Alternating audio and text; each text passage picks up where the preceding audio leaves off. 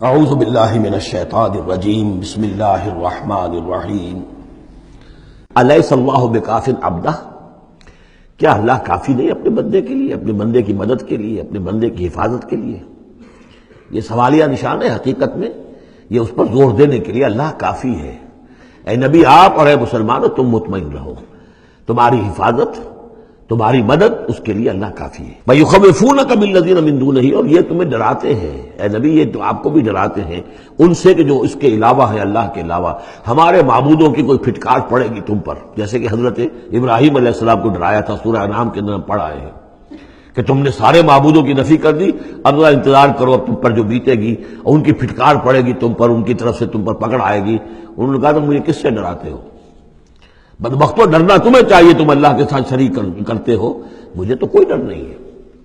اسی طریقے سے کہا کہ یہ ڈرا رہے اے نبی آپ کو بالذین من دونہ، ان کے بارے میں ان سے ڈرا رہے ہیں کہ جو اللہ کے سوا انہوں نے معبود بنا رکھے۔ وَمَن يُضْلِلِ اللَّهُ فَمَا لَهُ مِنْ هَادٍ، اور جس کو اللہ تعالیٰ گمراہ کر دے، جس کی گمراہی کے اوپر مہر لگا دے، پھر اس کے لیے کوئی ہدایت دینے والا نہیں۔ وَمَن يَهْدِ اللَّهُ فَمَا لَهُ مِن مُضِلٍّ، اور جس کو اللہ ہدایت دے دے پھر اسے گمراہ کرنے والا کوئی نہیں۔ أَلَيْسَ اللَّهُ بِعَزِيزٍ ذِي انتقام، تو کیا اللہ تعالیٰ زبردست نہیں ہے، انتقام لینے والا؟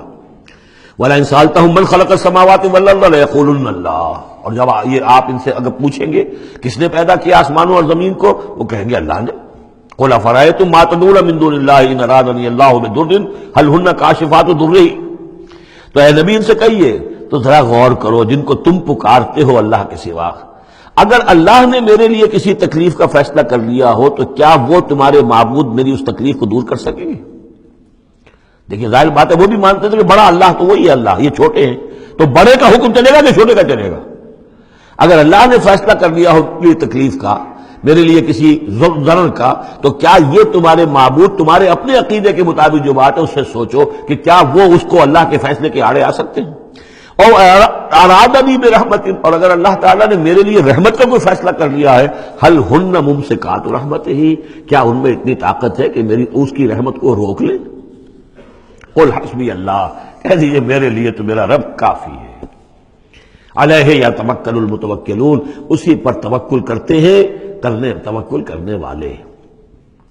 قل یا قوم اعملوا علی مکانتکم، کہہ دیجیے اے نبی، اے میری قوم کے لوگوں، کر لو جو کچھ تم کر سکتے ہو، میرے خلاف جو سازشیں کرنی ہے کر لو، جو تدبیریں کرنی ہے کر لو، جو قوت جمع کرنی ہے کر لو، انی عامل، میں بھی اپنی سی محنت کر رہا ہوں۔ فسوف تعلمون، ان قریب تمہیں معلوم ہو جائے گا کون کامیاب ہوتا ہے کون ناکام۔